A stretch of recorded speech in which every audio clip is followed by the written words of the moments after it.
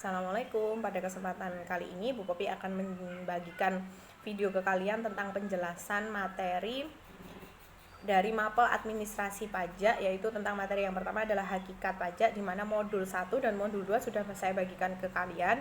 Jadi kalian menonton video ini bisa sambil membuka modulnya ya. Dan nanti ada penjelasan di situ. Yang pertama adalah tentang pengertian pajak, di mana pengertian pajak ini adalah secara umumnya pungutan yang harus dibayar oleh wajib pajak kepada suatu negara. Nah, pungutan tersebut itu ada fungsinya. Pajak itu ada 3 fungsinya. Yang pertama adalah fungsi anggaran, di mana fungsi anggaran itu uang yang sudah kita bayarkan ke kas negara itu dipakai untuk membiayai semua pengeluaran negara, anggaran negara ya. Semua pengeluaran negara itu dibiayai oleh hasil dari uang pajak itu tadi. Yang kedua adalah fungsi mengatur, di mana fungsi mengatur itu adalah fungsi mengatur kegiatan ekonomi dan sosial suatu negara. Apabila ada kas negara, maka kegiatan sosial suatu negara memberikan beasiswa, memberikan bantuan-bantuan kepada adanya bencana atau apa, itu bisa berjalan kegiatan sosial dan kegiatan ekonomi jelas.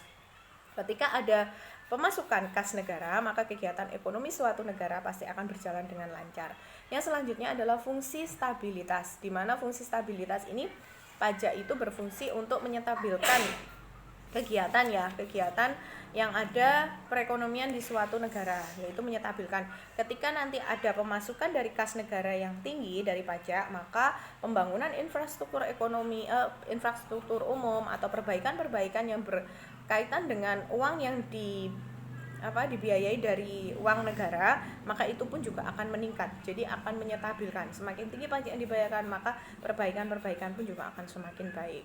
Untuk selanjutnya ada yaitu jenis pajak ya. Jenis pajak ada 3 ya. Jenis pajak ada 3, berdasarkan yang memungut, berdasarkan yang menanggung, dan berdasarkan sifatnya.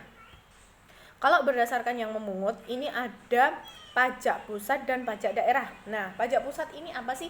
Kalau pajak pusat adalah pajak yang kita bayarkan itu nanti langsung masuknya ke pusat. Contohnya adalah pajak penghasilan. Pajak penghasilan itu contohnya misalkan Bu Popi ini bekerja, saya setiap bulannya itu dipotong pajak. PPh pasal 21 mengatur tentang pemotongan penghasilan seseorang. Nah, itu pajaknya langsung kita setorkan ke kas negara pusat.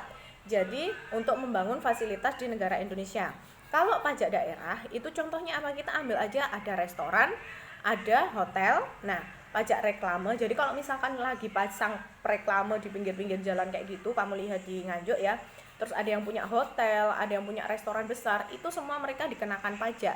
Nah, pajaknya itu masuknya ke kas daerah, masuk ke kas daerah, dipakai untuk membiayai pembangunan wilayah Nganjuk sendiri atau daerah Nganjuk sendiri itu. Selanjutnya ada berdasarkan yang menanggung. Yang menanggung adalah pajak langsung, ada satunya adalah pajak tidak langsung. Kalau pajak langsung itu pajaknya itu dikenakan langsung berkala terhadap wajib pajaknya atau langsung. Contohnya tadi PPh. Jadi Bu Popi itu langsung pajak langsungnya itu ketika ada kegiatan atau apa langsung dipotong pada Bu Popi. Jadi yang bersangkutan yang langsung dipungut pajaknya. Jadi misalnya itu pajak langsung. Ketika ada suatu kegiatan, saya yang berpenghasilan berarti saya langsung dipotong pajak. Nah, itu pajak langsung, saya yang harus menyetorkan gitu. Tapi kalau pajak tidak langsung itu adalah ada contohnya itu dikenakan wajib pajak pada perbuatan atau peristiwa tertentu. Contohnya kalau pajak tidak langsung itu contohnya kalau kita ambil contoh aja, kamu beli sesuatu di toko, di mana toko itu kalau mie judes ya di Nganjuk. Nah, itu mie judes di Nganjuk itu kamu makan di situ, kamu melakukan kegiatan makan di situ. Nah, ketika kamu makan itu kamu dikenakan PPN.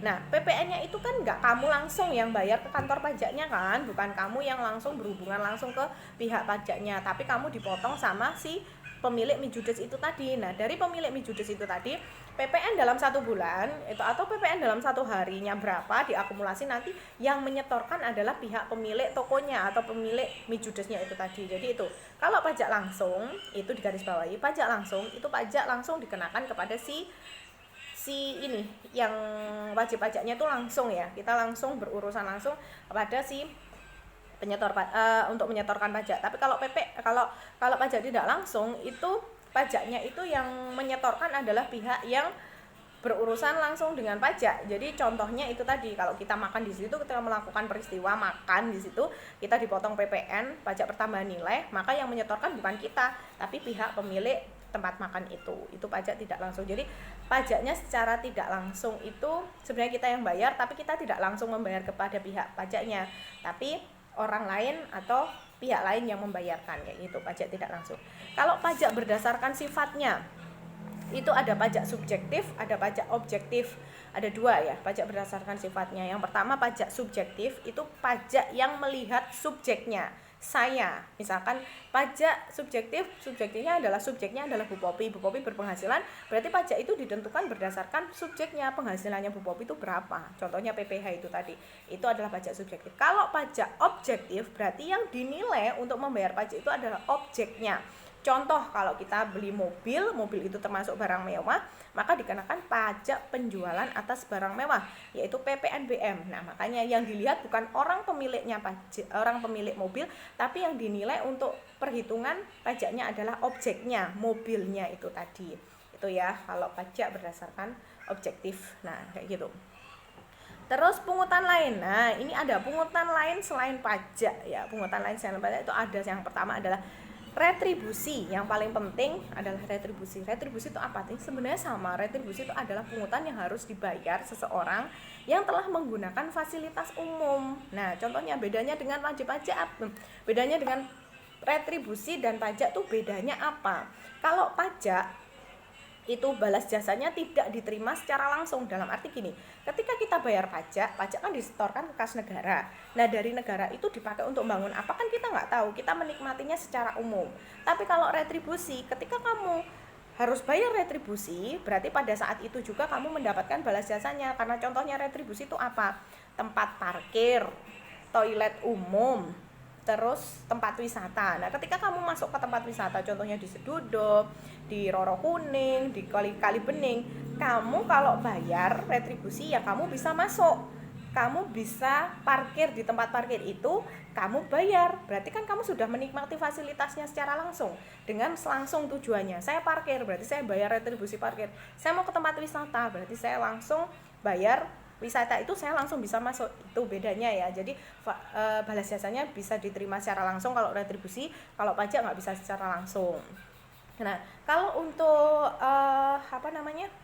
pajak itu bisa dibayarkan yang akan datang. Jadi nggak harus sekarang bayar. Tapi kalau retribusi kamu nggak bayar sekarang, kamu juga nggak bisa menikmati fasilitas itu. Itu bedanya secara umumnya. Nanti kalau pengen secara rintinya bisa dicari di internet ya, perbedaan pajak dan retribusi itu apa, nanti banyak banget bisa kamu tulis di situ. Terus ada biaya matre ya. Nah, matre itu juga pemasukan untuk negara. Ketika kamu disuruh, "Dek, kamu bikin surat pernyataan." Kamu bikin surat pernyataan di situ bermatre ya. Kita kan beli matre di kantor pos ya. Nah, terus uang matre itu kemana? Itu nggak diambil sama kantor pos. Uang matrenya itu masuk ke kas negara juga untuk membiayai fasilitas umum juga, kayak gitu. Terus ada hak dan kewajiban wajib pajak. Hak dan kewajiban secara wajib pajak itu, kalau haknya wajib pajak itu jelas dia berhak untuk memperoleh NPWP ketika dia mendaftarkan ya. Terus nanti ketika melaporkan SPT, kalau ada salah haknya dia bisa membetulkan. Nah, untuk kewajibannya jelas, yang pertama adalah mendaftarkan diri sebagai wajib pajak untuk memperoleh NPWP. Yang kedua adalah menyetorkan pajak. Yang ketiga adalah melaporkan pajak. Itu hak dan kewajiban pajak secara umumnya. Secara teorinya banyak, nanti bisa dicari di internet atau bisa dilihat di modulnya Bu Popi kalau sudah saya share di situ. Terus selanjutnya ada yang paling penting lagi nih, saya bahas secara umum ya. Yang paling penting adalah sistem pemungutan di Indonesia. Sistem pemungutan pajak di Indonesia itu ada 3 ya. Tapi nanti yang digunakan yang mana? Nah, itu kamu bisa teliti nanti. Sistem pemungutan pajak itu berlaku ada 3, yaitu self assessment system, official assessment system, dan withholding system. Self assessment system di mana jumlah pajak itu dipercayakan kepada wajib pajak sendiri yang menghitung. ya, menentukan jumlah pajak self assessment system. Kalau official assessment system berarti yang menentukan jumlah pajak ini berapa adalah aparatur pajak atau petugas pajaknya. Terus yang ketiga itu ada withholding system, di mana withholding system itu kita percayakan kepada pihak ketiga untuk mengurus jumlah pajak kita. Contohnya kita minta tolong ke pihak lain, atau dari ini misalkan sekolahan, nanti bendahara gitu ya yang mengurusi tentang perpajakannya kayak gitu. Itu terus selanjutnya ada timbul dan berakhirnya hutang pajak ya. Timbul dan berakhirnya hutang pajak. Kalau hutang pajak itu, makanya tadi kalau retribusi kan nggak bisa diutang, tapi kalau pajak bisa diutang, masih bisa dibayarkan di selanjutnya. Nah, timbulnya hutang pajak itu kenapa? Karena mungkin kalau perusahaan itu mengalami kebangkrutan tapi masih bisa berdiri lagi, masih bisa membayar lagi, makanya itu akan ada hutang pajak nanti yang bisa dibayarkan di bulan-bulan selanjutnya sampai akhir tahun gitu. Nah, kalau misalkan hapusnya utang pajak itu karena ada apa? Mungkin hapusnya utang pajak itu yang pertama itu adalah pembayaran, jelas kalau sudah dibayar hutang terhapus. Yang kedua karena ada kompensasi, di mana kompensasi itu ketika dia sudah tidak bisa membayar maka hutang pajak dihapuskan, tapi dengan bukti-bukti bahwa oh ternyata perusahaan itu mengalami kebangkrutan kayak gitu ya. Terus selanjutnya sanksi pajak. Sanksi pajak jelas ada ya, ada sanksi administrasi, ada sanksi pidana. Dimana sanksi administrasi itu biasanya ada kenaikan tingkat persentase pembayaran. Misalkan kita pembayarannya tuh telat, berarti harusnya kita bayarnya 80.000, kita bayarnya jadi naik, ada persentase di situ, naik 2% atau berapa. Nah kayak gitu, itu ada sanksi administrasi. Kalau sanksi pidana, kita bener-bener sengaja untuk memanipulasi data atau dan sebagainya, itu akan bisa dipidana gitu. Itu penjelasan sekilas Bu Popi tentang hakikat pajak ya.